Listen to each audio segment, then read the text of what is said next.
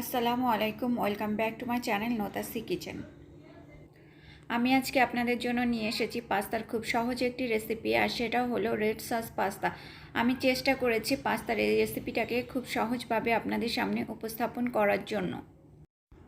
যারা বিকালের নাস্তায় নুডলস এবং হোয়াইট সস পাস্তা খেতে খেতে হাঁপিয়ে উঠেছেন, তাদের জন্য এটা হবে একটা পারফেক্ট রেসিপি। আমি চেষ্টা করেছি খুব সহজভাবে পাস্তার রেসিপিটাকে আপনাদের সামনে উপস্থাপন করার জন্য। আশা করছি রেসিপিটা আপনাদের কাছে ভালো লাগবে। চলুন তাহলে দেখে নেওয়া যাক পাস্তা তৈরি করার জন্য আমাদের কি কি লাগছে। আমি এখানে প্রথমে এক প্যাকেট পাস্তাকে ভালোভাবে সিদ্ধ করে নিয়েছি। পাস্তার প্যাকেটে ইনস্ট্রাকশন দেওয়া থাকে আপনি কত মিনিটের জন্য পাস্তাটাকে সিদ্ধ করবেন। আমি সেইভাবেই সিদ্ধ করে নিয়েছি। এখানে নিয়েছি আমি কিছু ক্যাপসিকাম এবং কিছু ব্রোকলি।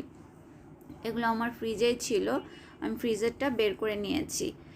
এরপর আমি নিয়ে নিচ্ছি 2 কোয়া রসুন ভালোভাবে কুচি করে নিয়েছি, এবং 2টো পেঁয়াজকে আমি এভাবে কিউব করে কেটে নিয়েছি। আরও লাগবে মোজারেলা চিজ এবং টমেটো সস। আমি এখানে মোজারেলা চিজের পরিমাণটা বলছি না, কারণ চিজ যত দেওয়া হবে তত বেশি ক্রিমি হবে, তত বেশি সুস্বাদু হবে, তাই আপনাদের ইচ্ছা মতো চিজটা দিয়ে নেবেন। এবার আমি একটা ফ্রাই প্যান বসিয়ে দিয়েছি চুলায়, তাতে আমি কিছুটা তেল দিয়ে নিচ্ছি। তেল দিয়ে একটু নেড়ে চেড়ে এর ভিতর আমি দিয়ে দিচ্ছি 2 কোয়া রসুন কুচি।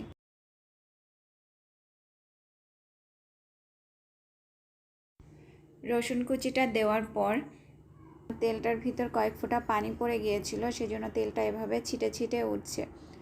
আপনারা তেল দেওয়ার পরে একটু সাবধানভাবে কাজ করবেন।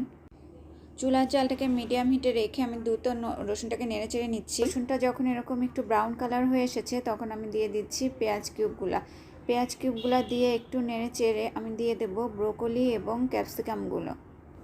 রেড সস পাস্তাটা রান্না করার ফাঁকে আপনাদের সঙ্গে একটা রিকোয়েস্ট করে নিই, যেটা হচ্ছে, যদি কেউ এখনও পর্যন্ত চ্যানেলটাকে সাবস্ক্রাইব করে না থাকেন, তাহলে প্লিজ আজকে চ্যানেলটাকে সাবস্ক্রাইব করে নেবেন, এবং যারা করেছেন তাদেরকে জানাই অসংখ্য ধন্যবাদ। আমার ব্রোকলি এবং ক্যাপসিকামটা সিদ্ধ হয়ে গেছে, এখন আমি দিয়ে দিচ্ছি সেই আগে থেকে সিদ্ধ করে রাখা পাস্তাটা। আর একটা কথা বলতে ভুলে গিয়েছিলাম, আমি যখন পাস্তাটাকে সিদ্ধ করে নিয়েছি, পানিটা ঝরানোর পরে আমি এতে কিছুটা লবণ এবং পাস্তার প্যাকেটের সঙ্গে যে মশলাটা ছিল, আমি সেই মশলাটা দিয়ে ভালোভাবে মেখে নিয়েছিলাম। এই জন্য এখনও পর্যন্ত আমি কোনো লবণ আর ব্যবহার করিনি।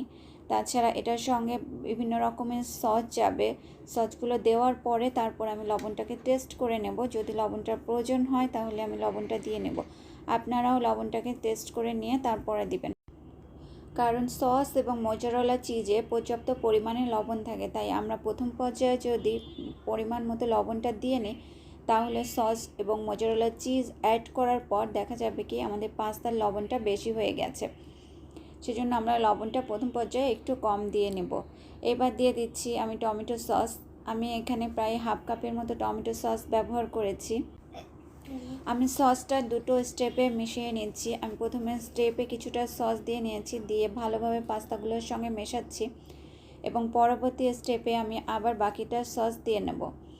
দিয়ে নিয়ে আমি আবার ভালোভাবে পাস্তাগুলোকে মিশিয়ে নেব।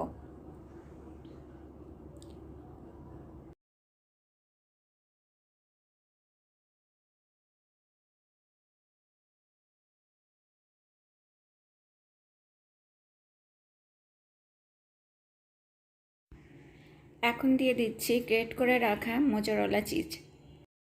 মোজারেলা চিজটা দেওয়ার পরে দেখতে পাবেন কতটা ক্রিমি ভাব চলে এসেছে এই পাস্তাটার ভেতর, এবং এই পাস্তাটা খেতে যে এতটা টেস্টি হয়ে থাকে, আপনারা যদি বাসায় একবার ট্রাই করে দেখেন তাহলেই বুঝতে পারবেন এত সহজে কিভাবে এত ক্রিমি একটা পাস্তা আমরা তৈরি করতে পারি।